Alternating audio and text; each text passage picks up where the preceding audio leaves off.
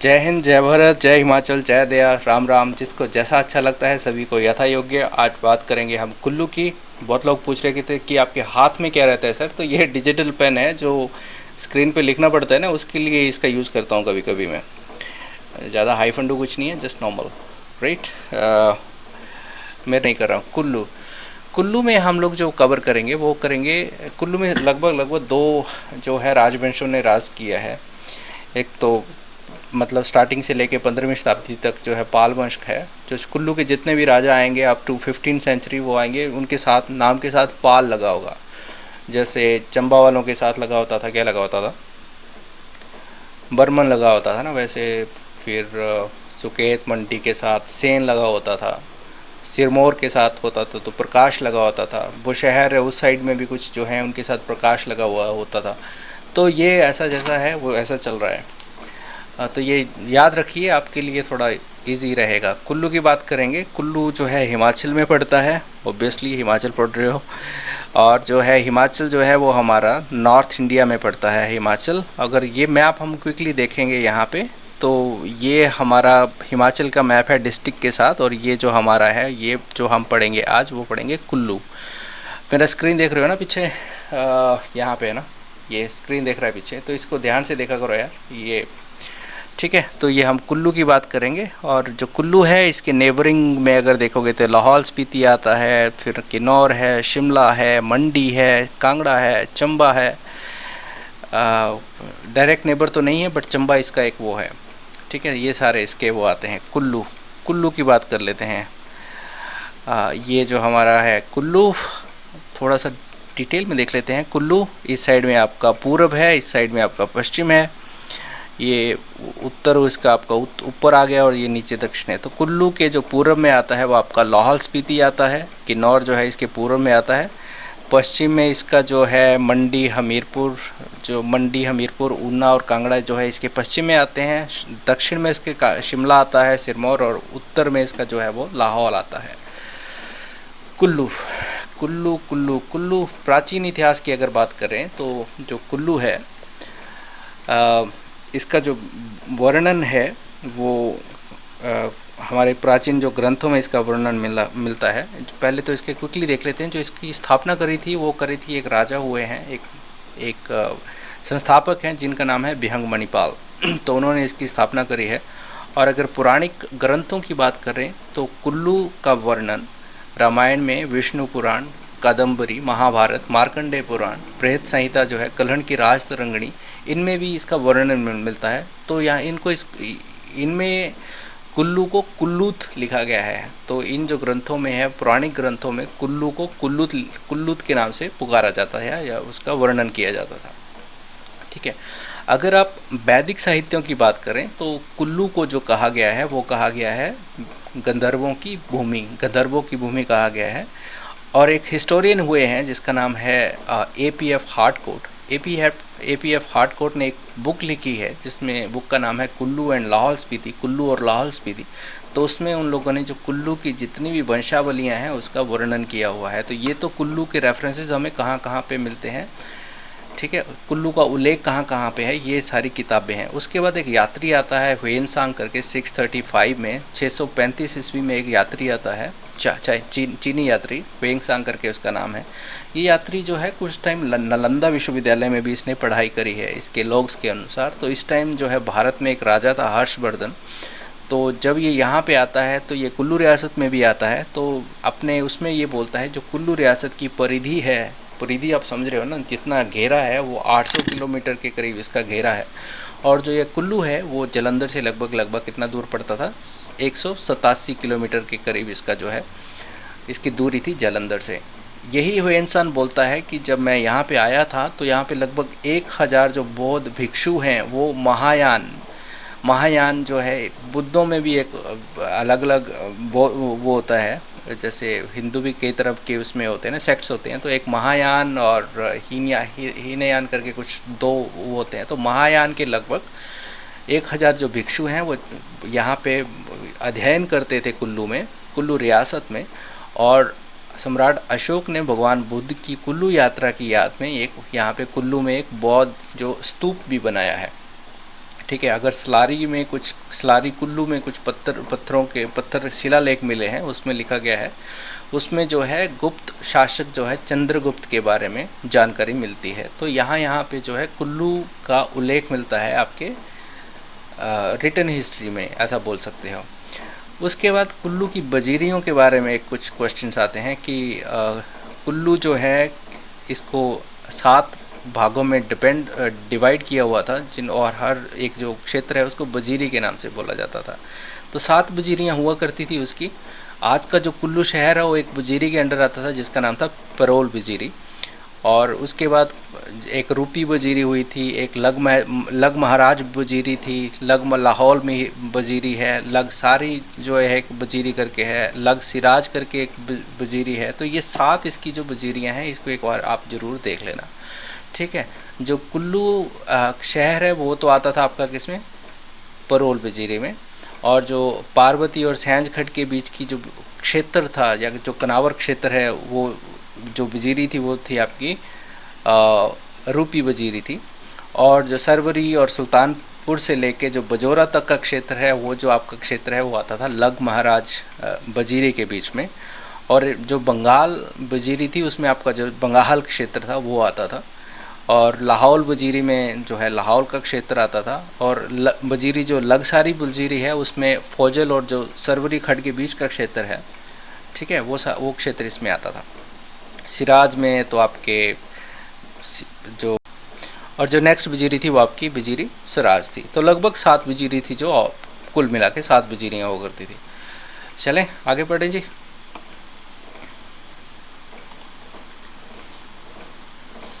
कुल्लू की जो स्थापना करते हैं वो करते हैं बिहंग मणिपाल। जो संस्थापक हैं कुल्लू रियासत के वो है बिहंग मणिपाल। बिहंग मणिपाल ये जो आए थे वो आए थे प्रयागराज से, इन्होंने स्टार्ट करा था जी, इलाहाबाद से स्टार्ट करा। इन्होंने बोला चलो हम भी तूफ़ानी करते हैं कुछ। तो ये अपने जो इनके वंशज हैं वो निकलते निकलते आ जाते हैं कहाँ पे, हरिद्वार पहले कुमाऊं क्षेत्र में आते हैं, फिर कुमाऊं के बाद ये हरिद्वार में आते हैं। और हरिद्वार में मतलब बेसिकली इनका क्या था ना कि इनकी रियासतें बसाने की इच्छा थी। तो बिहंग मणिपाल हैं, उनके साथ उनकी पत्नी भी है, पुत्र है, पचपाल करके पुत्र है, और एक पुरोहित है उदयराम है, और इनके भाई भी हैं। तो ये लोग ये हरिद्वार क्षेत्र में आते हैं। तो कुमायूं और हरिद्वार में ये वहाँ बसने की कोशिश करते हैं, पर वहाँ के जो लोकल सामंत थे या राणा थे वो लोग इनको बसने नहीं देते हैं। तो जो बिहंग मणिपाल है और इसकी जो पत्नी है पचपाल इसका पुत्र है, और जो उदयपाल पंडित है, ये क्या करते हैं कि अपने भाइयों को बोलते हैं ठीक है यार भाई लोगों, तो आप यहाँ पे आराम से रहो, हम चलते हैं पहाड़ों की ओर, हम अपना ठिकाना कहीं और ढूंढ लेंगे, आप यहाँ पे आराम से रहिए। तो ये फिर जो सभी बंदे आ जाते हैं जी, और ये आ जाते हैं पहले, और ये मणिकर्ण क्षेत्र में आ जाते हैं। और यहाँ पे आके ये क्या करता है, बिहंग मणिपाल की छोटे छोटे राणा थे उनको हरा के अपने वहाँ पे क्षेत्र पे कब्जा करता है, और राज करना स्टार्ट कर देता है। बट जो ये लोकल राणा थे, ये ज़्यादा दिन तक ये वहाँ पे इसकी जमी नहीं। तो फिर वो सारे इकट्ठे हो गए, पहाड़ी कुल्लू के जो बंदे हैं वो सारे इकट्ठे हो गए, इन्होंने फिर इसकी बाट लगा दी। तो जितना भी इसने क्षेत्र जीता था वो ले लिया वापस बिहंग मणिपाल से, और भगा दिया इसको। तो फिर ये भाग के चला जाता है जगतसुख एरिया में।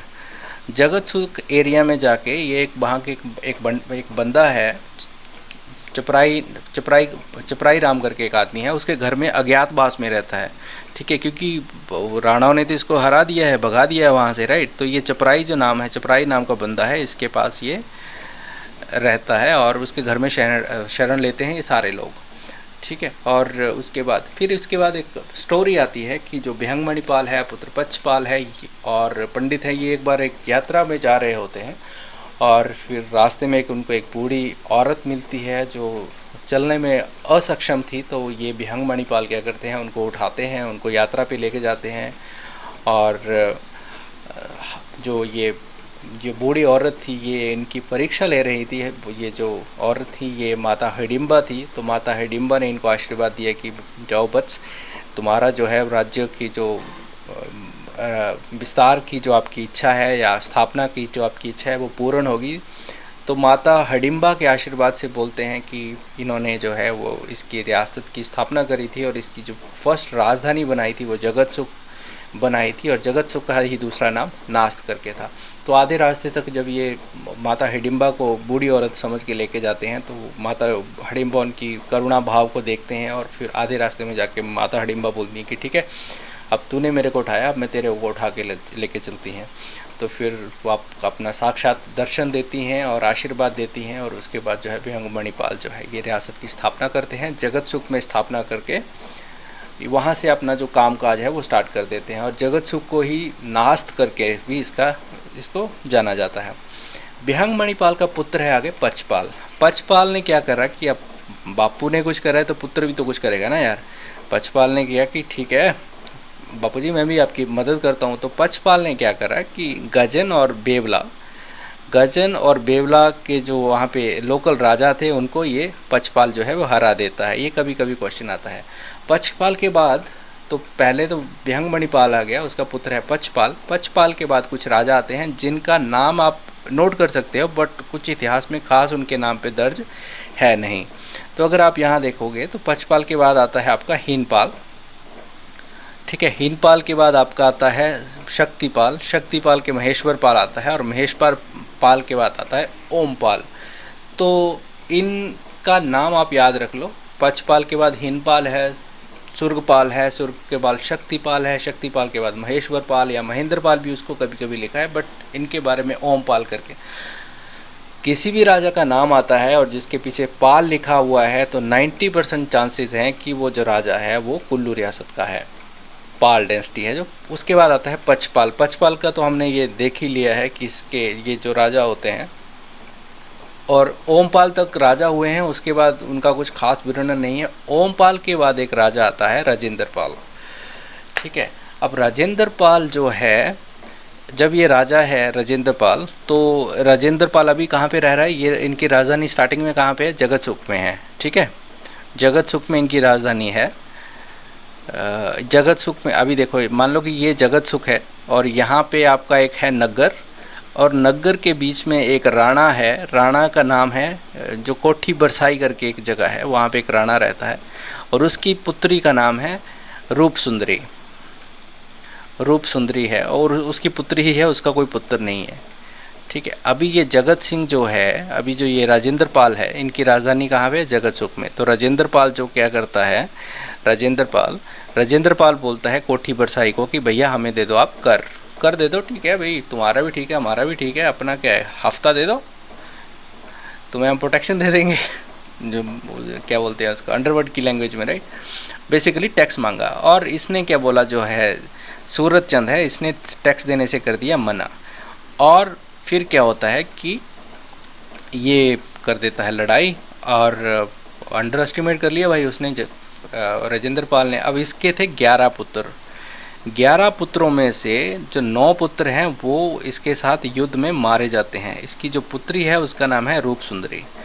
फिर ये क्या करता है कि बोलता है नहीं यार ये तो गड़बड़ हो गई है। फिर ये अपने पुत्र को एक पुत्र को भेजता है इसके पास संधि करने के लिए कि यार ऐसा मत करो, मेरे 11 पुत्रों में से 9 मार दिए, अभी संधि कर लेते हैं। तो ये रूप सुंदरी जब देखती है कि ये इसका जो बेटा है राजेंद्र कुमार के बेटे के साथ ये कर लेती है शादी, और बस फिर क्या हो गया, उनकी युद्ध शादी होगी तो फिर तो सब कुछ ठीक हो गया, राइट। अच्छा, अभी क्या होता है, ये राजेंद्र पाल के बाद उसका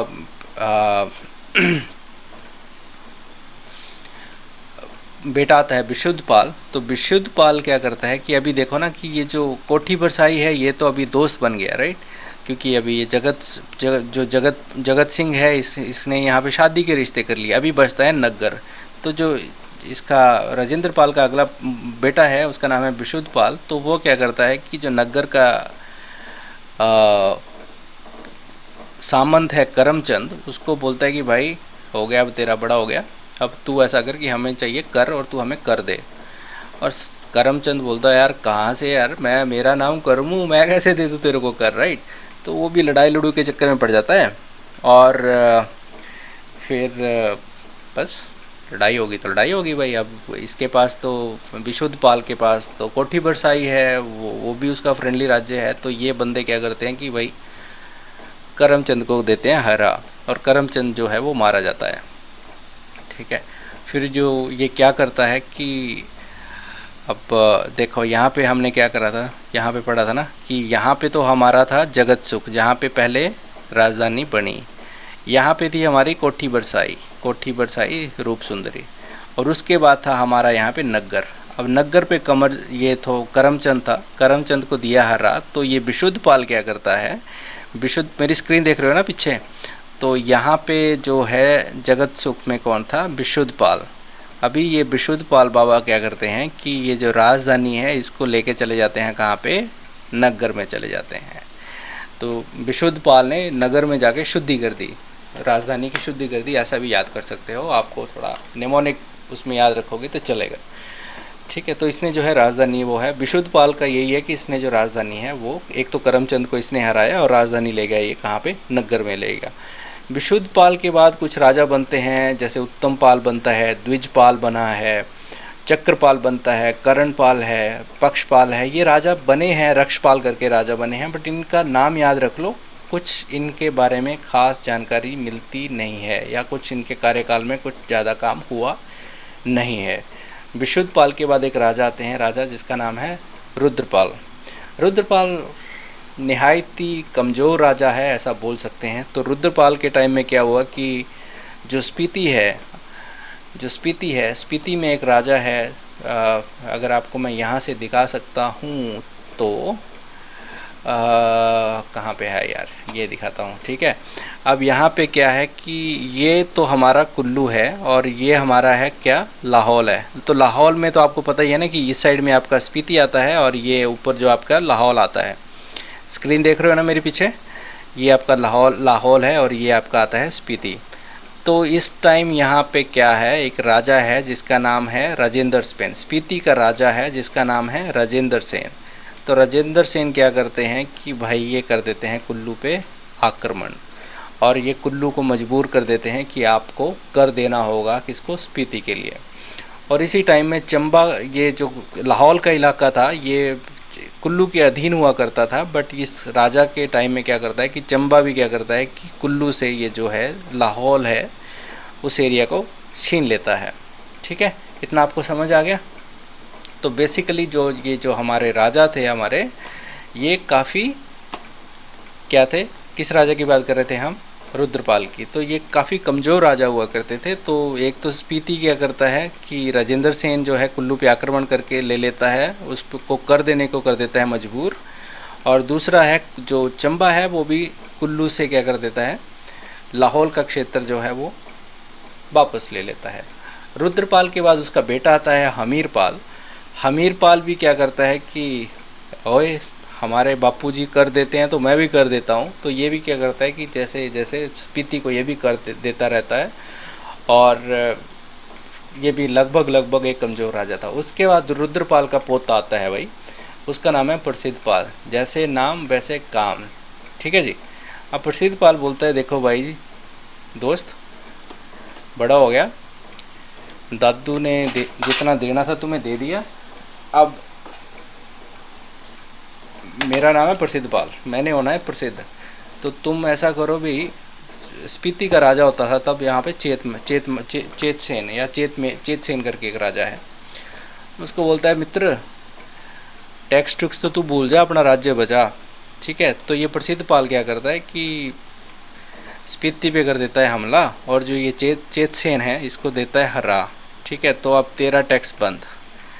उसके बाद चंबा वालों को बोलता है कि ठीक है यार, बड़ा तंग किया तुमने मेरे दादू को, ठीक है, और बापू को भी बड़ा तंग किया। अब ये करो कि जितना भी तुम्हारा ये लाहौल का क्षेत्र तुमने मज़े कर लिया, अब ये लाहौल का क्षेत्र जितना है ये वापस दे दो मेरे को, ठीक है। तो ये प्रसिद्ध पाल प्रसिद्धि वाले काम करता है। एक तो क्या बोलता है, लाहौल को बोलता है कि गो बैक, हराता है उसको, और कर कुड़ देना कर देता है बंद। चेतसेन करके राजा है, ठीक है। प्रसिद्ध पाल एक तो चेतसेन को बोलता है कि मित्र बड़ा हो गया, और दूसरा ये चंबा से क्या कर देता है, जो लाहौल का क्षेत्र है उसको आज़ाद करवा लेता है। चेतसेन के बाद कुछ राजा हुए हैं, जैसे प्रसिद्ध पाल के बाद राजा हुए हैं कुछ, हरिपाल है, सुबतपाल करके है, सोमपाल है, संसारपाल करके है, भोगपाल, बेबीपाल, गणेशपाल, गंभीरपाल, भूमिपाल, ये राजा हुए हैं। नाम याद रखो, कुछ इतना इम्पोर्टेंट इनके कार्यकाल में मिलता नहीं है। अगेन किसी राजा के नाम के साथ पाल आता है तो मान के चलिए कि वो कुल्लू का राजा है मोस्टली, ठीक है। उसके बाद एक राजा आता है भूमिपाल, जिसके बारे में ज़्यादा जानकारी है नहीं, ठीक है। भूमिपाल के बाद उसका जो पुत्र है दत्तेश्वर पाल, वो बैठता है गद्दी पे। अब बात करते हैं दत्तेश्वर काल की। मेरुवर्मन याद है क्या चंबा में? तो मेरुवर्मन ने कुल्लू का राजा था, दत्तेश्वर पाल के साथ लड़ाई करी थी, जिसमें दत्तेश्वर पाल की हो जाती है मृत्यु। और ये बात है लगभग 700 के करीब की। 700 ईस्वी के पास जो है दत्तेश्वर पाल जो है, इसकी मेरुवर्मन से लड़ाई होती है और क्या होता है, ये मारा जाता है युद्ध में, जो दत्तेश्वर पाल है। और इस टाइम में दत्तेश्वर पाल के बारे में कुछ और बातें हैं कि जो राजा मेरुवर्मन है वो कुल्लू पे आक्रमण करते हैं, ठीक है। राजा मेरुवर्मन क्या है, कुल्लू पे आक्रमण करते हैं और दत्तेश्वर पाल को हरा देते हैं, और जो दत्तेश्वर पाल है वो युद्ध में मारा जाता है। दत्तेश्वर पाल के बारे में एक और बात है कि ये जो पाल वंश का 31वां राजा था दत्तेश्वर पाल, 31 नंबर का राजा था। और उस टाइम में दिल्ली में जो एक राजा था जिसका नाम था गोवर्धन करके एक राजा है, वो दिल्ली में विराजमान था। अब दत्तेश्वर पाल युद्ध में मारा जाता है। उसके बाद उसका पुत्र आता है जिसका नाम है अमरपाल। वो बोलता है यार पिताजी वीरगति को प्राप्त हो गए, मैं भी मतलब युद्ध करूंगा, मतलब मैं से अमर सेना का नेतृत्व करता हूँ। मेरुवर्मन बोलता है आ जा रहा मित्र तू भी। तो इसका एक भाई है साथ में, ये दोनों को नप देता है। तो ये बेचारा अमरपाल भी मारा जाता है और ये भी मारा जाता है, ठीक है। और चंबा का अधिकार जो है वो कुल्लू पे हो जाता है। और एक इनका एक बंदा है शीतलपाल करके, ये क्या करता है कि भाग के चला जाता है बुशहर रियासत में। और बाद में लक्ष्मी सेन के टाइम में बुशहर की मदद से ये लोग क्या करते हैं, इसको वापस कुल्लू को छुड़वा लेते हैं। जब वहाँ पे डायरिया हो जाता था, हैजा फैल जाता है, लक्ष्मी मुसान वर्मन के पिता के टाइम की बात कर रहे हैं हम लोग, ठीक है। उसके बाद अच्छा ये क्लियर हो गया दत्तेश्वर पाल के बारे में। दत्तेश्वर पाल के बारे में बाद आता है एक राजा जोरेश्वर पाल। जोरेश्वर पाल क्या करता है, ये देखो ये है 780 से लेके 800 के बीच में रहता है जोरेश्वर पाल। ये है कुल्लू का राजा, ठीक है। इस टाइम में जो राजा है चंबा में वो है लक्ष्मी वर्मन के टाइम में क्या होता है कि चंबा में फैल जाता है हैजा, और मतलब बहुत सारे लोग मर जाते हैं। इसी टाइम में आके जो किरात या तिब्बतियंस है वो भी चंबा पे आक्रमण कर देते हैं। और इसी टाइम में ये कुल्लू जो है वो जाता है बुशहर के पास और बोलते हैं भाई मदद करो यार, हमें आज़ाद करवाने के लिए मदद करो, ठीक है। तो फिर क्या होता है कि वो मतलब राज्य कमज़ोर था तो ये लोग मदद कर देते हैं उसकी, और जो है जो कुल्लू है वो चंबा से अलग हो जाता है, मतलब आज़ाद हो जाता है, ऐसा आप बोल सकते हो। मतलब बोलना क्या, मतलब यही स्टोरी है यार, ठीक है जी। तो ये तो बात होगी जो जोरेश्वर पाल के टाइम में, ठीक है। उसके बाद जो एक राजा आता है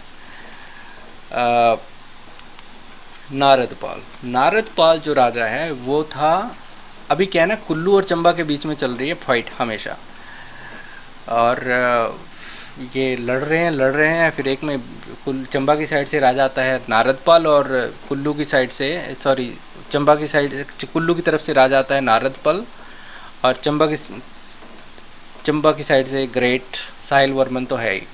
तो बोलते हैं यार 12-13 साल तक ये लड़े, फिर ये संधि के बीच में कुछ ऐसा करते हैं। तो ये कुल्लू क्या करता है कि ये साहिल वर्मन जो है वो कुल्लू पे आक्रमण कर देता है स्टार्टिंग में, और ये बढ़ते चले जाते हैं मनाली तक। तो फिर एक मजना कोट करके एक जगह है मनाली के पास, वहाँ तक इनकी सेना पहुँच जाती है। अगर आप मेरा ये कर्सर देख रहे हो, मजना कोट करके एक जगह है, यहाँ तक ये सेना चली जाती है। और ये चंबा को मतलब कुल्लू के हराने को पूरे चक्कर में है, नारदपाल को की बाट लगाने के चक्कर में है, और ये वहाँ पे किला भी बना देते हैं। लगभग 12 साल तक चलता है ये युद्ध चलता है। फिर ये भी सोचते हैं कि यार नारदपाल बेचारा नारद चालू बंदा, तो ये फिर ना सुलह की बात करते हैं कि ये चंबा वालों को बुलाते हैं कि यार आ जाओ यार, लड़ाई में क्या रखा है, शांति से जीवन जीते हैं। तो ये चंबा के लोगों को कुल्लू में बुलाते हैं, और यहाँ पे फिर क्या करते हैं कि एक कहानी के अनुसार वहाँ को रात में ये जब ये कुल्लू के लोग आ रहे होते हैं तो फिर ये सॉरी चंबा के लोग जब ये आ रहे होते हैं तो ये पुल तोड़ देते हैं और जो उसकी जो है उसको ब्यास नदी में डुबा देते हैं जितने भी चंबा के, और जो बच जाते हैं वो वापस चले जाते हैं, भाग के चले जाते हैं कहाँ पे, चंबा में चले जाते हैं। तो ऐसे करके कुल्लू वालों ने देखो चंबा वालों की बाट लगा दी साहिल वर्मन के टाइम में। नारदपाल ने फिर मजा चखा दिया उनको। उसके बाद आते हैं भूपाल। भूपाल जो है ये 43 में राजा है किसके,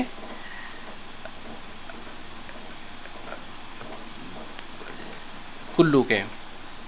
इस टाइम में क्या है कि फिर वो रोपड़ से बीरसेन भी आ गया है, तो ये बीरसेन के भूपाल और बीरसेन जो है वो समकालीन राजा हैं।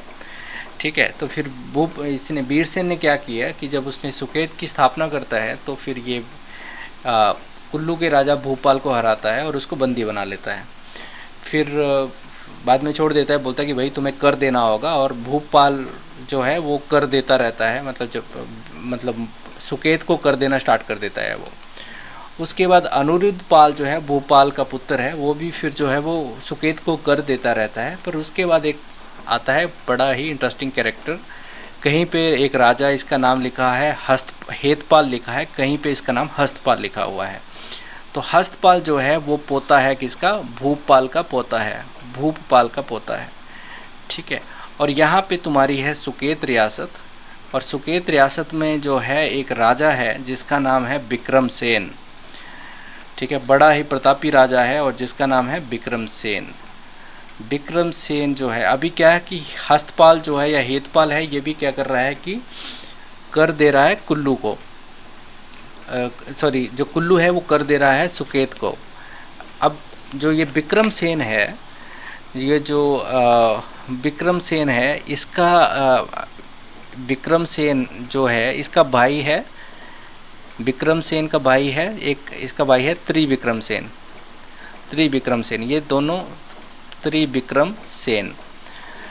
अच्छा, ये बिक्रम सेन जो क्या है, ये बोलता है उसको अपने छोटे को कि छोटू, त्रिविक्रम सेन इसके भाई का नाम है। मैं आपको थोड़ा यहाँ से बता देता हूँ, कहाँ से बता सकता हूँ आपको, यहाँ से बताता हूँ, आपको थोड़ा ज़्यादा क्लियर हो जाएगा। अगर ये रेजर का ऑप्शन आता है क्या, ठीक है, very good very good very good very good very good. तो अभी क्या है कि ये जो सुकेत की बात कर रहे हैं, यहाँ पे एक राजा है जिसका नाम है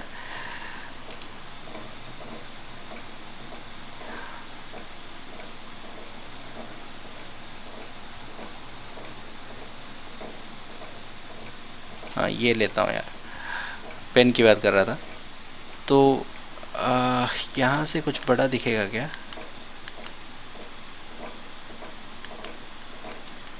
यहीं से देखते हैं, यहाँ से अच्छे से होगा, थोड़ा आपको वो ध्यान लगाना पड़ेगा ठीक से। तो यहाँ पे जो है हम लोग कुल्लू की बात कर रहे हैं, ये है कुल्लू, है ना, ये कुल्लू है, और यहाँ पे जो रियासत है वो है सुकेत, ये सुकेत है यहाँ पे। और यहाँ पे जो राजा है उसका नाम है, क्या नाम है, बिक्रम सेन। बिक्रम सेन, सेन जो है वो सारे सुकेत के थे। अब बिक्रम सेन को जब गद्दी मिलती है तो ये बोलता है, आप स्क्रीन देख रहे हो ना पीछे, तो ये क्या करता है कि बोलता है यार इसका भाई है नीचे जिसका नाम है त्रिविक्रम सेन। त्रिविक्रम सेन इसको बोलता है कि ये जाता है बंदा हरिद्वार साइड में आ जाता है, यहाँ पे ये हरिद्वार में आता है क्या करने के लिए, तीर्थ करने के लिए। 2 साल तक ये उसको बोल देता है कि यार तू संभाल राजकाट और मैं जा रहा हूँ तीर्थ पे, जब मैं 2 साल के बाद वापस आऊँगा तो तुम मेरे को मतलब राजकाट मेरा है जो ऐसे ही मिलना चाहिए, और ठीक है तब तक तुम प्रजा का ध्यान रखो। धार्मिक था बट शक्तिशाली भी था विक्रम सेन। ठीक है, तो 2 साल के जब ये वापस आ अभी कुल्लू में क्या होता है कि यहाँ पे जो है कुल्लू रियासत जो है अभी मंडे सुकेत को वो दे रही है, और यहाँ पे जो है बंदा है हेतपाल या हस्तपाल भी कहीं कहीं पे लिखा है, हस्तपाल। ठीक है, हस्तपाल ये तो इनके अधीन है, राइट। और ये बंदा जो त्रिविक्रम सेन है, त्रिविक्रम सेन जो है वो त्रिविक्रम सेन बोलता है हस्तपाल को कि भाई बढ़ के वापस आना, गेम बजा देते हैं उसकी, मैं कुल्लू रियासत को कर दूंगा आज़ाद, और यहाँ का जो सत्ता है वो मतलब बेसिकली वो अपने भाई को धोखा देके सत्ता हथियाना चाहता था। अब ये विक्रम सेन जब वापस आ रहा है तो उसको आभास हो गया कि ये सीन है भाई इनका, इन लोगों ने तो गेम रच रखी यहाँ पे। तो फिर क्या करता है कि एक क्योंथल का जो राजा हैं वो इसकी मदद करते हैं। क्योंथल भी बेसिकली तो जो गिरिसेन या कोई ये मतलब सेन डायनेस्टी के ही लोग थे जो वहाँ पे उन्होंने स्थापना करी थी। तो ये क्योंथल की राज करते हैं और हस्तपाल को भी हरा देते हैं, और जो उसका भाई है विक्रम सेन इनको मार देता है, त्रिविक्रम सेन को भी मार देते हैं। ठीक है, तो हस्तपाल और उसकी तो हो जाती है मृत्यु। तो ये तो हमारे हेतपाल जो कुल्लू के अगले राजा थे, तो उसको वो मारे जाते हैं किसके द्वारा,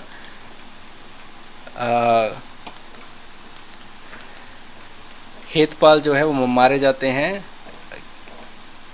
त्रिविक्रम सेन के द्वारा। हेतपाल के अधिकार करने की कोशिश करते हैं और क्योंथल की स्थापना से हेतपाल को युद्ध में मार देते हैं। त्रिविक्रम सेन जो है हेतपाल को युद्ध में मार देते हैं। उसके बाद जो राजा आते हैं वो आते हैं सूरतपाल। इसके बाद 3 जो इम्पोर्टेंट राजा आते हैं, सूरतपाल आता है, संतोषपाल आता है और तेगपाल आता है। तो जो सूरतपाल है सॉरी, तो इसके टाइम में क्या होता है कि कमज़ोर सा राजा है। इसके टाइम में जो लक्ष्मण सेन है वो क्या करता है कि रूपी वजीरी और लगसारी वजीरी या जो पेरोल वजीरी है उसके कुछ भागों पे कब्जा कर लेता है। तो बेसिकली ये तो कमज़ोर सा बंदा है। संतोषपाल है, उसने कुछ संतोषजनक काम किया है। तो इसने क्या किया है कि लद्दाख के जो ग्यूमर है और जो दूसरे भाग है उस पर अधिकार करता है। तो बेसिकली ये एक्सपेंड करता है, थोड़ा सा विस्तार करता है। और उसके बाद तेगपाल आता है। तेगपाल भी थोड़ा सा विस्तारवादी है। तो वो क्या करता है कि बाल्टिस्तान का वहाँ पे एक मुस्लिम शासक है जिसका नाम है मोहम्मद खान। तो ये क्या करता है कि उसके साथ युद्ध करता है, उसको देता है मार। तो उसके पुत्र को फिर क्या बोलता है कि देख बापू तेरे को तो हमने दे दिया मार, बापू चला गया तेरा, अब तेरे को देना है मेरे को कर। तो ये उससे पुत्र को क्या कर देता है, उसके पुत्र को कर देने पे बाध्य कर देता है। कौन? तेगपाल जो है। चलिए आगे देखें। तेगपाल के बाद आता है उचितपाल। ये बड़ा उचित काम करता है बट बेचारे की किस्मत ठीक नहीं है। उचितपाल क्या करता है, तिब्बत पे कर देता है आक्रमण ठीक है, और वहीं पे हो जाती है इसकी मृत्यु। और इसका पुत्र जो है वो बन जाता है सिकंदरपाल को। अभी युद्ध में मर गया है तो उसको राजा बना देते हैं सिकंदरपाल को। और सिकंदरपाल बेचारा उचितपाल को लेके इसका दाह संस्कार कर रहा है। तिब्बत वालों ने बोला यार ये तो बंदा देख युद्ध करने आया था हमारे साथ, तो तिब्बत वाले ये बंदा दाह संस्कार में होता है अपने पिता को। और ये तिब्बत जो है बाल्टिस्तान, ये ग्यामूर के जितने भी बंदे हैं ये सारे मिलके क्या करते हैं, आक्रमण कर देते हैं और फिर उसको पकड़ लेते हैं, उसको बंदी बना लेते हैं। किसको? सिकंदरपाल को। मतलब अंतिम संस्कार कर रहा है बेचारा, अग्निदाह कर रहा है और चिता में आग लगा रहा है। और परे से ये आगे तुम्हारे सिकंदरपाल के जो ये सॉरी ग्यामूर और बाल्टिस्तान जितने भी शासक हैं ये मिलके क्या करते हैं, इस पर हमला कर देते हैं। फिर उसके बाद कुछ राजा बनते हैं, जैसे सरसपाल करके राजा है, या महादेवपाल है, कीर्तिपाल है, बैनपाल है, हस्तपाल है, ये बनते हैं। नरेंद्रपाल है। तो पाल याद रखो, पर इनका कुछ खास जो है वो इसका है नहीं। मतलब कुछ ज़्यादा इसके बाद इनके बारे में ज़्यादा कुछ जानकारी या कुछ काम मतलब कुछ खास घटनाएं हुई नहीं है, ऐसा बोल सकते हो। ठीक है, तो सिकंदरपाल के बाद जैसे बोला ये मैंने कि सरसपाल करके बनता है। फिर उसके बाद आपका महादेवपाल बना है, सहदेवपाल बनते हैं, नीर्तिपाल है, बैनपाल है, हस्तपाल करके बनता है, गंभीरपाल करके है, नरेंद्रपाल, नंदपाल, ये सारे राजा हुए हैं, नाम याद रखो। बट उसके बाद जो बंदे बनते हैं वो बनता है उदानपाल। उदानपाल जो है वो 1418 से लेके 1428 तक रहता है, लगभग 10 साल के करीब। तो लगभग 72 नंबर का ये राजा था। किसका? पाल वंश का। तो इसके बारे में क्या है कि इसने जगत सुख में यहाँ पे भिहंगमणि पाल ने अपनी राजधानी बनाई थी। तो उदानपाल क्या करता है, वहाँ पे जगत सुख में ये संध्या देवी का मंदिर बनाता है। ठीक है, और एक जो शिलालेख है, कुल्लू में एक शिलालेख मिला है, उसके अनुसार जो है वो उदानपाल का जो कार्यकाल है वो 1418 से लेके 1428 तक हुआ है। उसके बाद आता है कैलाशपाल। कैलाशपाल इम्पोर्टेंट इसलिए भी है क्योंकि कैलाशपाल ही ऐसा राजा है जो अंतिम राजा था जिसने पाल की उपाधि जो है वो प्रयोग में करी। 1428 से लेके 1450 तक रहता है कैलाशपाल। अंतिम शासक है जिसने पाल उपाधि का यूज़ किया, वो है कैलाशपाल। ठीक है, तो लगभग 1450 तक रहा ये, 1428 से 1450 तक। उसके बाद 50 साल तक कुल्लू जो है ठाकुरों और सामंतों के अंडर रहा, बट कुल्लू का कोई राजा नहीं आता है लगभग 50 सालों तक। उसके बाद जो है वो आता है बहादुर सिंह करके एक बंदा 1532 में।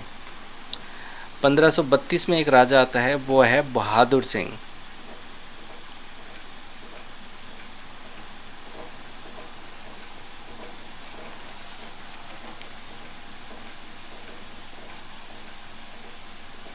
तो ये तो ख़त्म हो गया आपको, ये तो हमने देख लिया कि कैलाशपाल के बाद पाल जो डायनेस्टी है वो ख़त्म हो जाती है। कैलाशपाल के बाद लगभग 1500 में एक राजा आता है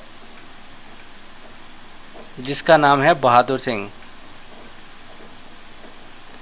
सॉरी सिद्ध सिंह है। तो सिद्ध सिंह जो है वो अलग राजवंश चलाता है, जो साथ में जो है सिंह शब्द का प्रयोग करना स्टार्ट कर देते हैं। तो सिद्ध सिंह जो है सिद्ध सिंह ये 1500 के करीब राजा बनता है। तो इसने जो है वो चेंज ही कर दिया, बोले कोई नहीं चलेगा पालशाल, अभी हम सिंह यूज़ करेंगे। तो सिद्ध सिंह के बाद जो है इसका बेटा है, उसका नाम है बहादुर सिंह, वो 1532 में बनता है राजा। ठीक है, और बहादुर सिंह के टाइम में जो है वो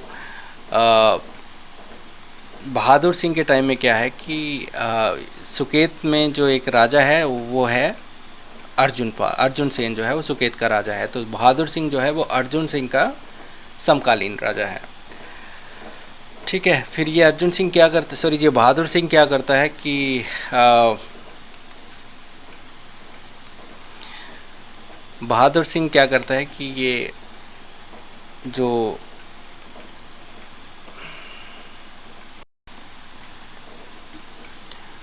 तो 1532 में बनता है बहादुर सिंह, और बहादुर सिंह के टाइम जो है सुकेत का राजा है अर्जुन सेन, तो इसका समकालीन राजा है। और फिर ये क्या करता है कि रूपी वजीरी है, और जो ये क्या करता है कि रूपी वजीरी और जो सिराज की जो जितने भी राणा और ठाकुर हैं सबके साथ लड़ाई करता है, उनको हराता है, और उनका जितना भी क्षेत्र है वो अपने में मिला लेता है। बहादुरी के काम करेगा ना, तो जो रूपी क्षेत्र है या सिराज क्षेत्र के राणा रूणाओं को बोलता है कि मित्र बड़ा हो गया, अप्पा होते हैं बहादुर सिंह, तो बहादुर सिंह की बहादुरी को पहचानो और अपना जो राज्य है हमारे अधीन कर लो। तो ये बंदा वो क्या कर लेता है कि वो कर लेता है। फिर ये मकरसा में एक महल बनाता है, और जो मकरसा के बारे में एक बात है कि मकरसा की जो स्थापना है वो महाभारत में एक किरदार हैं जिनका नाम है विदुर, तो उनके पुत्र का नाम है मकस। तो मकस ने जो है वो स्थापना करी थी मकरसा की, और जो मकस है इसका विवाह हुआ था तांदी राक्षस की बेटी से, उसका विवाह हुआ था। और जो ये मकस है विदुर का बेटा है, इसका एक्चुअल में जो पालन पोषण किया था वो किया था किसने, महर्षि व्यास ने। ठीक है, और उस समय जो मकर की जो इसकी राजधानी हुआ करती थी नग्गर हुआ करती थी। ठीक है, तो इतनी सी बात है। मकरसा की स्थापना किसने की है, मकस विदुर के पुत्र ने करी है। उसकी जो शादी हुई थी वो तांदी राक्षस की बेटी से हुई थी, और मकस का जो पालन पोषण जो है वो व्यास ने किया था, ऋषि व्यास ने किया था। उसके बाद इसका पुत्र आता है, बहादुर सिंह का पुत्र है प्रताप सिंह। इसका विवाह जो चंबा में गणेश वर्मन है उसकी बेटी से जो है इसका विवाह करता है। जो बहादुर सिंह जो का बेटा प्रताप सिंह है, इसकी शादी वो चंबा राजवंश में हुई है। फिर उसके बाद कुछ और राजा आते हैं, जैसे प्रताप सिंह राजा आया है, प्रताप सिंह राजा आया है, इनके बारे में कुछ ज़्यादा जानकारी है नहीं। और एक फिर उसके बाद 1600 से 1635 तक एक राजा है पृथ्वी सिंह। तो ये लगभग अकबर तो नहीं बट जहांगीर के काल के राजा हैं। कल्याण सिंह है, तो ये लगभग कुल्लू मुग़लों के अधीन थी, बट ज़्यादा मुग़लों की जो इंटरफेरेंस थी वो कुल्लू में थी नहीं। उसके बाद एक राजा आता है, बहुत ही इम्पोर्टेंट राजा है, जिसका नाम है जगत सिंह। ये जो जगत सिंह है ये काफ़ी इम्पोर्टेंट राजा है कुल्लू के, और इनका जो शासनकाल रहा है वो 1635 से लेके 1672 तक रहा है। अगर आप देखोगे तो सबसे शक्तिशाली राजा अगर कुल्लू का अगर बोलोगे, जैसे कांगड़ा में संसार चंद थे, तो कुल्लू में अगर बोलोगे तो आप जगत सिंह बोल सकते हो। बहुत विस्तार किए इन्होंने अपनी राजधानी में, और जो वजीरी लग थी और वजीरी सिराज थी, इन सभी पे इन लोगों ने इन्होंने कब्जा किया।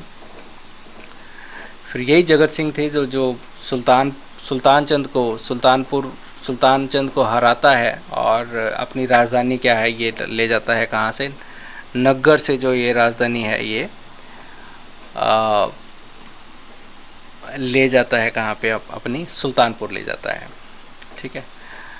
और जो जगत सिंह है, इसको जो औरंगजेब है वो कुल्लू का राजा भी कहता था, ठीक है। तो इसके बारे में तो सिर्फ इतना सा है। और आगे अगर देखोगे तो ये जो जगत सिंह है, इसने दारा शिकोह के विद्रोह में, कि ये औरंगजेब के फेवर में था ये बंदा, तो इसने क्या किया कि जो दारा शिकोह है उसके अगेंस्ट में रहता था हमेशा। और औरंगजेब के अगेंस्ट में बहुत ही कम राजा होते थे, क्योंकि औरंगजेब बड़ा ही क्रूअल राजा था और बड़ा शक्तिशाली राजा था।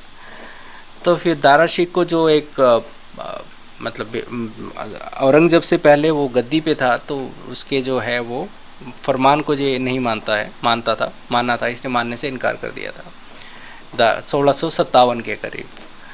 और उसके बाद क्या होता है कि इसको ब्राह्मण हत्या लग जाती है।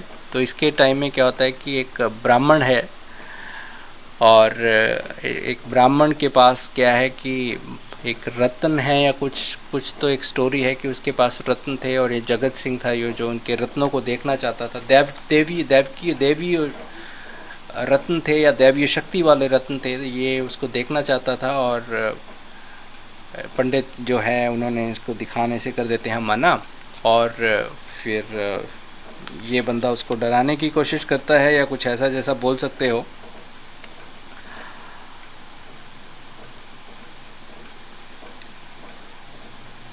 और ये फिर अपने सैनिकों को भेजता है वहाँ पे, और पंडित जो है डर जाता है, और फिर क्या करता है कि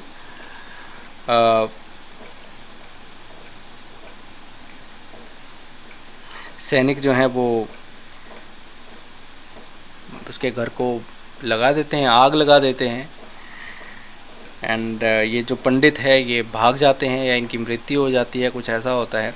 और फिर जो है राजा को आत्मग्लानि होती है, या इनको सपने में वो दिखाई देते हैं, तो उसको बताते हैं कि आप ऐसा करो कि अयोध्या से रघुनाथ जी की मूर्ति लाकर यहाँ पे इसकी स्थापना करें, जिससे आपका ये जो दोष है वो पाप जो है आपका उससे मुक्ति मिलेगी। तो फिर ये जगत सिंह है एक राजा, एक पंडित है दामोदर, उसको भेजते हैं कहाँ पे, अयोध्या में। ये रघुनाथ जी की मूर्ति लेके आते हैं 1653 में 53 में, और यहाँ पे रघुनाथ मंदिर की स्थापना करते हैं। और तभी से ये 1660 से फिर यहाँ से जो है कुल्लू का जो दशहरा है ढालपुर में वो मनाना जो है वो स्टार्ट करते हैं। और उसके बाद जो राजा आते हैं वो आते हैं कौन, ये तो हमने देख लिया सारा, राइट। टिप्परी के ब्राह्मण की आत्महत्या के दोष से मुक्त होने के लिए उन्होंने फिर ये क्या करते हैं ना कि दामोदर से मूर्ति मंगाते हैं अयोध्या से, और फिर उस मूर्ति को अपना जो है वो क्या करते हैं, अपना जो राजपाट है उन्हीं को दे देते हैं, रघुनाथ जी को दे देते हैं बल्कि। और जो पंडित के घर में जिनकी आग लगा दी थी उन्होंने आत्महत्या कर ली थी उस पंडित ने। और जिनको ये मूर्ति लाने के लिए भेजते हैं वो होते हैं दामोदर, ठीक है। रघुनाथ का मंदिर किसके कालखंड में बना, वो जगत सिंह ने। और जो मूर्ति कौन लेके आया, वो लेके आया दामोदर सिंह। जो दामोदर जो एक है वो पंडित था। उसके बाद जो राजा बनते हैं वो बनते हैं कौन, अच्छा फिर ये तो देख ही लिया था हमने कि रघुनंदन जी का मंदिर बनाते हैं। और जगत सिंह के टाइम में ही कुल्लू में जो है वो वैष्णव धर्म की जो है प्रचार जो है वो अपनी चरम पे था, ऐसा बोल सकते हैं। सबसे ज़्यादा प्रचार जो वैष्णव धर्म का है वो जगत सिंह के टाइम में हुआ। और इन्होंने रघुनाथ जी का मंदिर भी बनाया, और रघुनाथ जी के लिए महल का भी निर्माण करवाया था जगत सिंह जी ने। 1660 के करीब इन्होंने जो है वो उसकी स्थापना करी थी।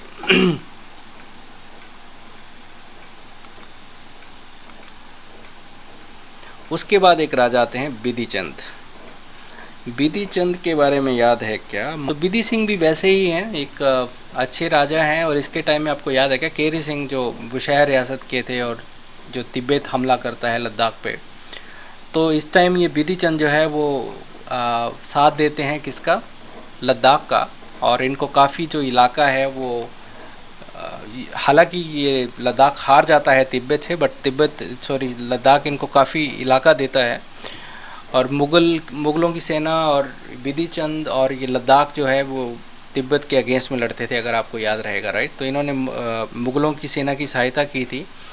और इनको फिर जो लाहौल का क्षेत्र है और चंद्रभागा से तांडी तक के बीच का जो भाग है वो भी चंबा से इन्होंने वापस ले लिया था। और ऊपर लाहौल का एरिया है वो इनको मिल गया था, ठीक है।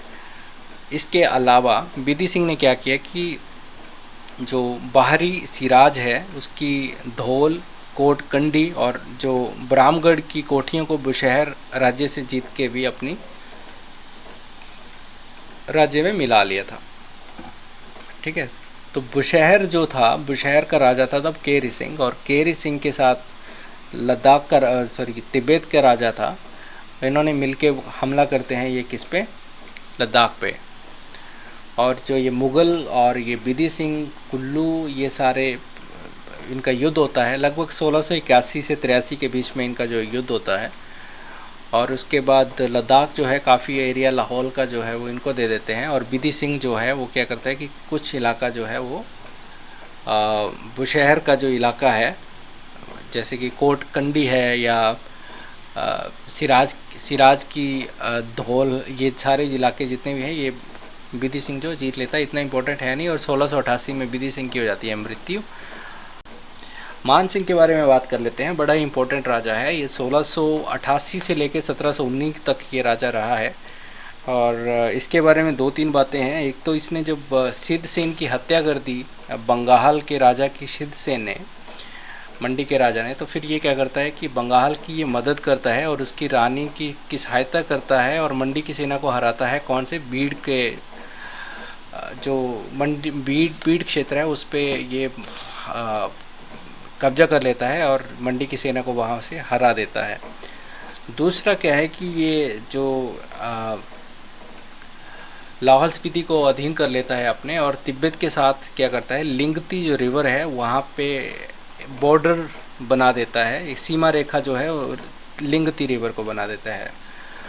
उसके बाद क्या करता है कि इसके टाइम में इसने जितने भी ये छोटे मोटे राजा थे, जैसे कोटगढ़, कुमारसेन, बलसन, इन सभी राजाओं से इसने क्या कर दिया कि कर लेना शुरू कर दिया। और कुमारसेन का जो एक राजा है उसकी जो वाइफ के साथ बोलते हैं कि इनका कुछ तो संबंध थे, और जिसकी वजह से वही उसकी इनकी मृत्यु का जो है वो कारण बनते हैं, ऐसा बोला जाता है। तो ये जो मान सिंह है ये क्या करते हैं कि शांगरी का जो एरिया है वो कुल्लू में मिला देते हैं। और उसके बाद यह क्या करते हैं कि जो बाहरी सराज का 15-20 का भाग है वो जीत लेते हैं बुशहर से, ठीक है। तो बुशहर को भी इन पे गुस्सा है, तो 15-20 का जो भाग है जो ये बुशहर से जीत लेते हैं। और उसके बाद वहाँ पे 3 किले बनाते हैं, डबको, पोचका और जो है वो तांगुस्ता, जो है ये किले बनाते हैं वहाँ पे 15-20 क्षेत्र में। काफ़ी शक्तिशाली राजा थे। और इनके टाइम में जो है वो कुल्लू का क्षेत्रफल जो है वो लगभग 10,000 वर्ग किलोमीटर हो जाता है उस क्षेत्र में। और अभी क्या है ना कि एक राजा की वाइफ के साथ संबंधों की बात चल रही है, एक से इसने कुछ इलाके जीत लिए हैं, तो सभी को गुस्सा आ रहा है। तो ये क्या करते हैं कि धोखे से इसको श्री कोट किले में बुलाते हैं और वहाँ इनकी जो है हत्या कर देते हैं। और फिर क्या होता है कि ये जो मान सिंह थे अपने साथ जो है रघुनाथ की जो है प्रतिमा साथ में रखते थे। और जब इनकी हत्या की गई थी फिर वहाँ के जो राजा हैं उन्होंने रघुनाथ की प्रतिमा की जो है वो वहीं पे स्थापना करते हैं। और अगर आप देखोगे तो रामपुर क्षेत्र में, बुशहर क्षेत्र में भी एक दशहरा जो है वो मनाया जाता है कुल्लू दशहरा की तर्ज में। चलिए, तो ये तो थे हमारे कौन से राजा, मान सिंह। मान सिंह के बाद जो राजा आते हैं वो आते हैं कौन से, राज सिंह। राज सिंह के टाइम में कुछ ज़्यादा नहीं है, बट जब गुरु गोविंद सिंह जी जो हैं वो मुग़लों के अगेंस्ट में इकट्ठे कर रहे थे सभी से, तो ये इसको राज सिंह के पास आते हैं हेल्प मांगने के लिए। पर ये जो राज सिंह है वो हेल्प नहीं करता है मुग़लों के अगेंस्ट, क्योंकि ये कुल्लू जो है मुग़लों की ही हेल्प कर रहा था मोस्टली।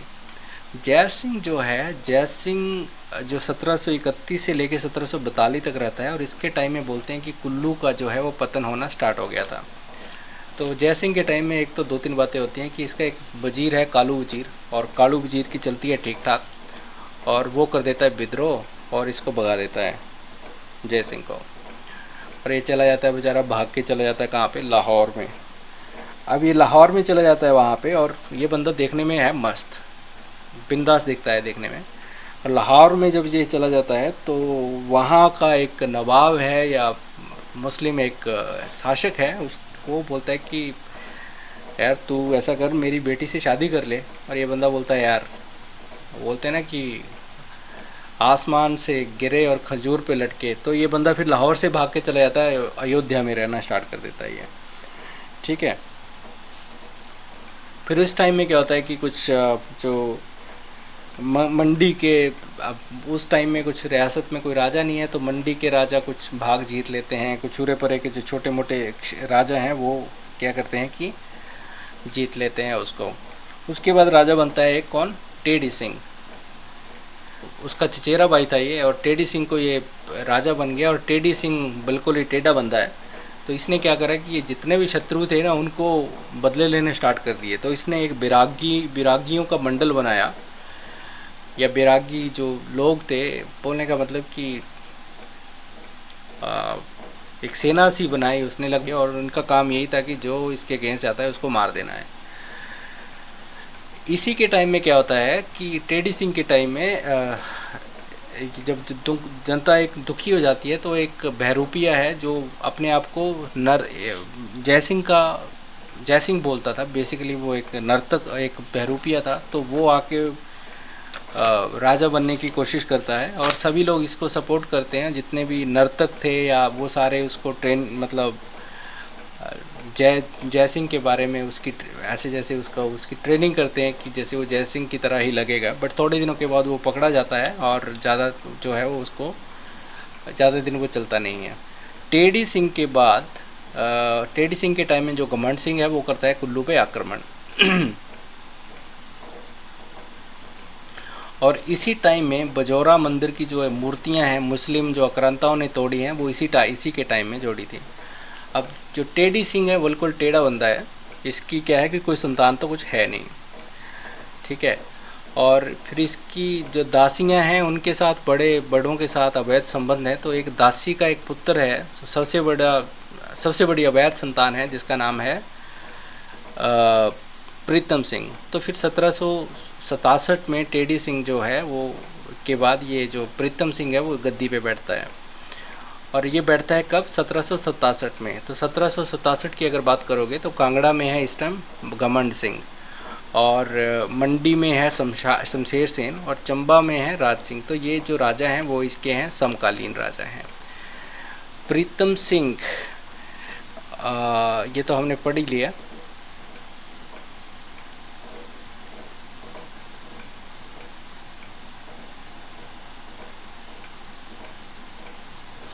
तो अब इसके टाइम में क्या होता है कि जो चंबा का राजा है राज सिंह, वो बीड़ बंगाल पे कर देता है कब्जा, और जो कुल्लू का वजीर है भागचंद उसको बना लेता है बंदी।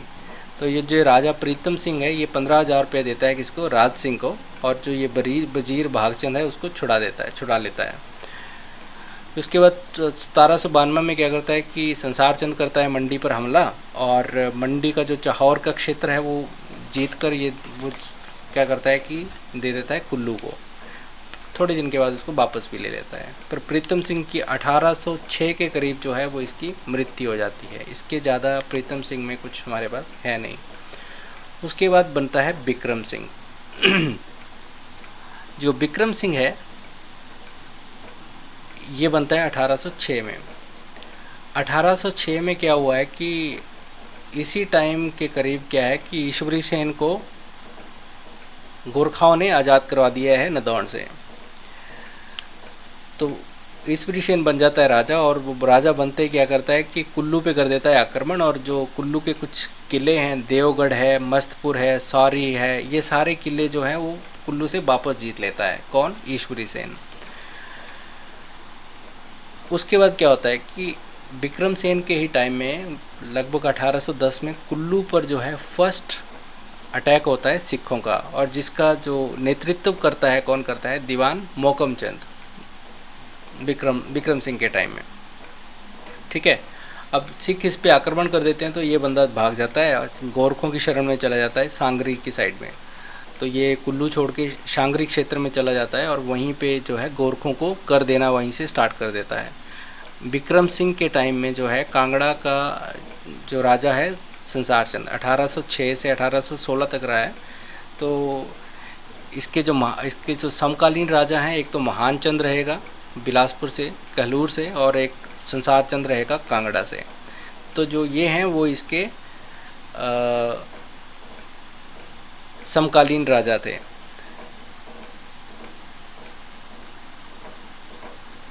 और जो संसार चंद है, इसने भी जो है कुल्लू से क्या किया है, कर वसूला है इसी के टाइम में, विक्रम सिंह के टाइम में।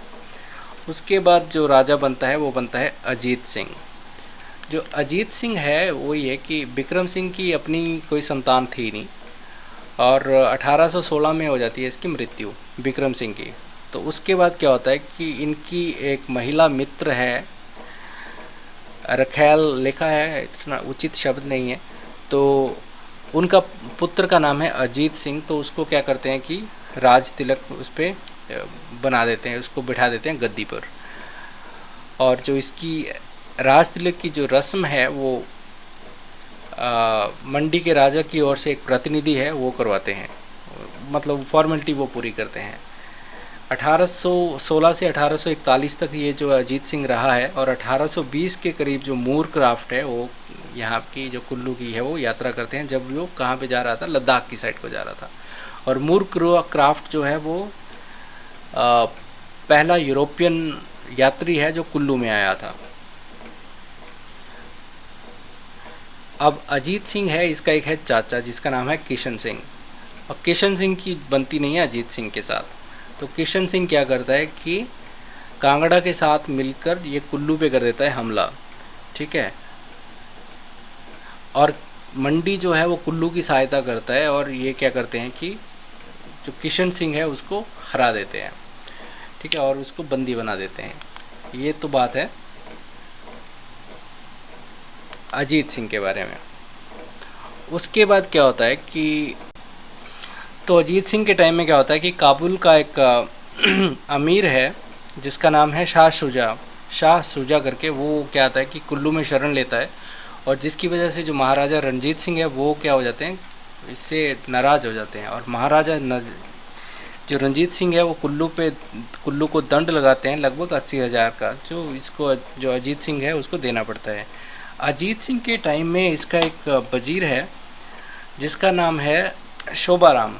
तो उस वजीर का भाई है। तो ये लोग क्या करते हैं कि उसके नेतृत्व में, वजीर के भाई के नेतृत्व में 1818 के करीब ये लोग कुल्लू जो है वो स्पीति पे हमला कर देता है जो परिणी दर्रा है उसकी तरफ से। और ये क्या करते हैं कि ये स्पीति में जाते हैं और फिर खूब लूटपाट करते हैं, बौद्ध जो बिहार हैं उनको लूटते हैं, बड़ी मात्रा में ये लूटपाट करके वापस आते हैं जी वहाँ पे। अजीत सिंह के टाइम में हुआ ये।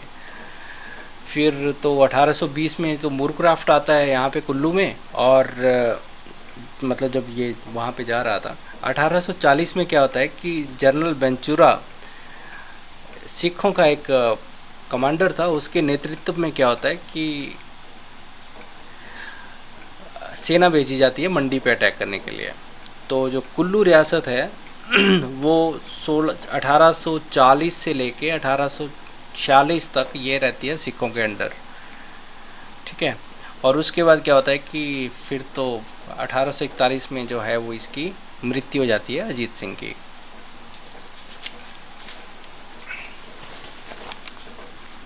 आगे देखें क्या है।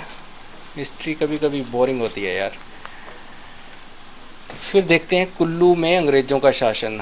तो अंग्रेज़ों का शासन ऐसे है कि 1846 में अंग्रेज़ों और सिखों का पहला युद्ध होता है। और जब संधि होती है 1846 में 9 मार्च में, तो उसके क्या होता है कि सिंध और सतलुज के मध्य पहाड़ियों का जो क्षेत्र है वो आता है अंग्रेज़ों के पास, और जो कुल्लू है 1846 में आ जाता है अंग्रेज़ों के पास। फिर क्या होता है कि लाहौल स्पीति को भी कुल्लू में मिला दिया जाता है, और कुल्लू को 1846 में एक कांगड़ा का उपमंडल बना के शामिल किया जाता है। और जो कुल्लू का उपमंडल का पहला सहायक उपायुक्त जो था वो था कैप्टन हे करके था। कैप्टन हे जो था वो पहला उपायुक्त कैप्टन उपायुक्त था। फिर उसके बाद क्या होता है कि 1852 में एक राजा है जिसका नाम ठाकुर सिंह है, उनकी मृत्यु हो जाती है, और उनकी कोई वैध संतान नहीं है, बट उनका भी एक अवैध बेटा है जिसका नाम ज्ञान सिंह है, तो उसको उत्तराधिकारी बना देते हैं। पर अंग्रेज़ क्या करते हैं कि ज्ञान सिंह को क्या है कि वो राजा नहीं बोलते हैं और उसको राय की उपाधि दे देते हैं, और जो उसके जो राजनीतिक अधिकार है वो समाप्त कर देते हैं। ठीक है। और 1862 में क्या करते हैं ये लोग कि स्पीति को सिराज से निकालकर कुल्लू को एक तहसील बना देते हैं, कुल्लू की तहसील बना देते हैं स्पीति को। फिर क्या होता है कि 1863 में जो वाइसराय है लॉर्ड एल्गिन सॉरी, वो कुल्लू आते हैं, और ये जो कुल्लू आने वाले फर्स्ट वाइसराय थे। और फिर क्या होता है कि 1960 में चलते चलते कुल्लू उपमंडल से अलग होकर जो लाहौल स्पीति है उस ज़िले का गठन किया जाता है। सो 30 जून 1960 को लाहौल स्पीति जो है वो ज़िला बनता है, और 1963 में क्या होता है कि कुल्लू अलग से ज़िला बनकर बनाया जाता है। एंड उसके बाद 1966 में क्या होता है कि जब पंजाब का पुनर्गठन होता है तो ये हिमाचल में जो है इसका विलय हो जाता है। तो ये तो स्टोरी है कुल्लू की।